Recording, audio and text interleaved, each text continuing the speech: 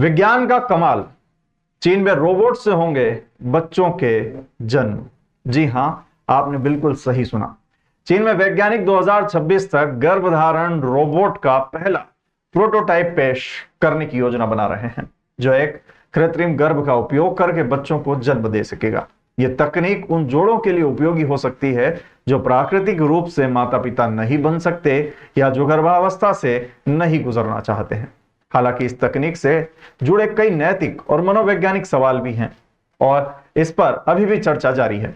चीन की यह तकनीक उन लोगों के लिए फायदेमंद हो सकती है जो प्रेगनेंसी की प्रक्रिया से नहीं गुजरना चाहते।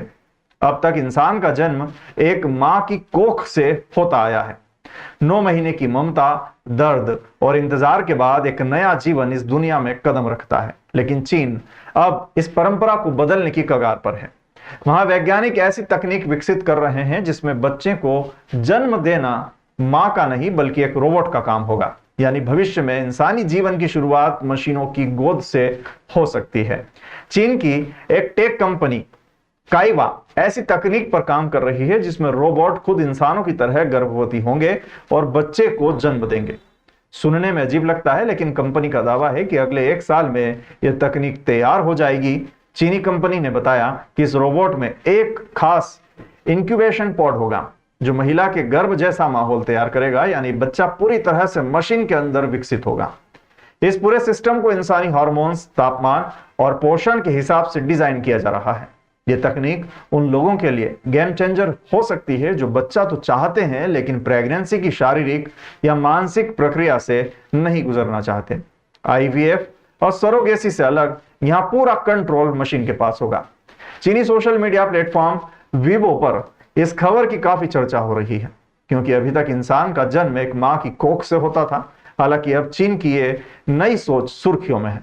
सोशल मीडिया पर कुछ लोग इसे विज्ञान की नई क्रांति मान रहे हैं, जबकि कई लोग सवाल उठा रहे हैं कि अगर रोबोट बच्चे पैदा करेंगे तो इंसान में मातृत्व का भाव कैसे आएगा। बता दें कि यह रोबोट अगले 1 साल में लॉन्च होने की उम्मीद है और इसकी कीमत 1 लाख युआन यानी कि लगभग $13,900 और रुपए में बात करें तो 12 लाख भारतीय रुपए के आसपास होगी। तकनीक की मुख्य बात है इसमें यह है कि कृत्रिम गर्भ होगा। रोबोट में एक कृत्रिम गर्भ होगा जो पोषण तत्व प्रदान करेगा और मां के गर्भ जैसा माहौल देगा। विकास की बात करें, यह तकनीक भ्रूण को गर्भधारण से लेकर जन्म तक विकसित करेगी। इसका फायदा यह है उन जोड़ों के लिए फायदेमंद हो सकता है जो बच्चे चाहते हैं लेकिन प्राकृतिक रूप से गर्भधारण नहीं कर सकते या जो महिलाएं गर्भावस्था नहीं चाहती हैं।